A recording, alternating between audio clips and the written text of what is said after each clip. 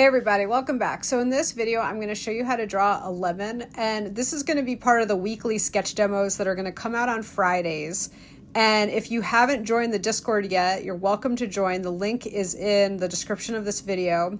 And what we're doing is, so we're drawing this, I'm going to do pen, and then I'm going to do actually some colored pencil on this one.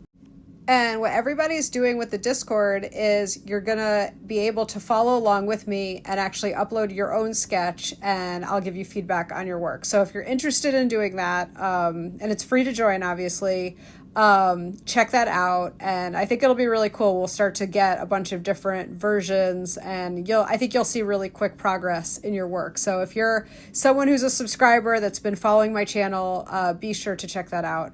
And if you're new, you're welcome to check that out as well.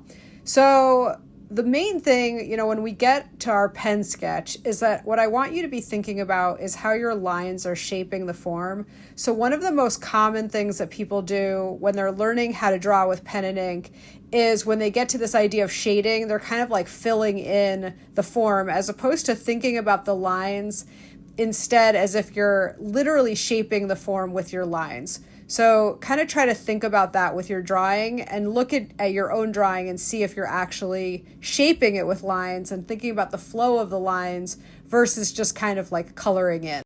So you want to just be thinking about this as like a 3D object in space and just ask yourself if it looks flat or 3D because you're going for it looking a little more 3D. Okay, so now I'm adding in some colored pencil and I'm using Prismacolor color pencils for this.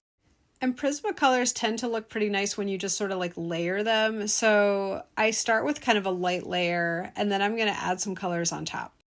So if you followed my channel a lot in the past, you know that I talk a lot about value, which is basically how dark or light an object appears. And you have the same thing happen with color, right? So when you have, you're drawing in black and white with pen, you'll have some areas that are more heavily shaded than others. Well, you're going to get the same sort of dynamic with your colors where you're going to have thinking about like the reflection, and there's certain areas that are lighter and then there's other areas that are darker. And what you want to do is use your colors to accurately portray that. So when it comes to color, when people are beginners, generally what they would probably do is they would just try to color this whole thing in yellow. But instead, what you want to do is kind of have like a mid-tone color, which would be like your basic yellow, and then maybe like a light, which would be white or like a really pale yellow, and then a dark. Now for the dark, you have options. So I'm using like browns and purples because I think that it kind of picks up those colors a little bit more. But you could try experimenting with other colors and it would probably turn out fine, right? So it's not like when you're using color, it often isn't even so much about the specific color that you're picking, but more of the value, if that makes sense. And that might be a little confusing. So if that doesn't make sense to you, put it in the comments and I'll try to explain it better. But what you're sort of thinking about is how dark the color is, right? Because you want the shade of the color that's a little bit darker, like this purple that I'm using, or brown that I'm using, to give it sort of a darker tone, which will make it look more three-dimensional. And then when it comes to the shadow, you can actually add, so the same color that you used for your dark in the object, I think it works pretty well sometimes to add that to the shadow around it too, because it'll kind of help like make it more of an integrated looking drawing than if you say just like added black all around the shadow or gray.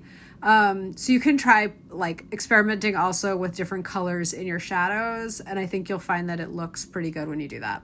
You can also experiment with having more than one color in your shadow. So I already have the purple and now I'm adding a little bit of brown to that shadow.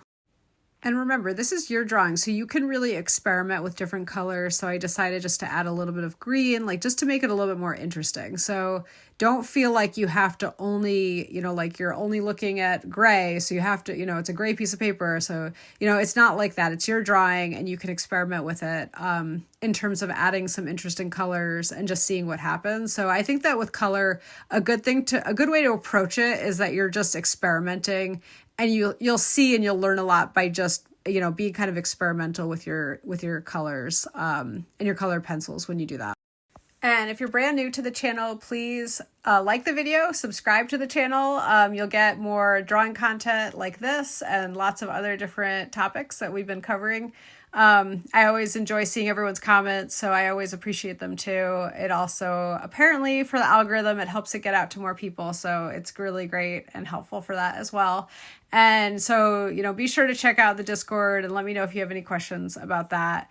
And if you don't have colored pencils, you can just draw it with pen, and that's totally fine. So I'll see you next time. Thanks again for watching. Bye.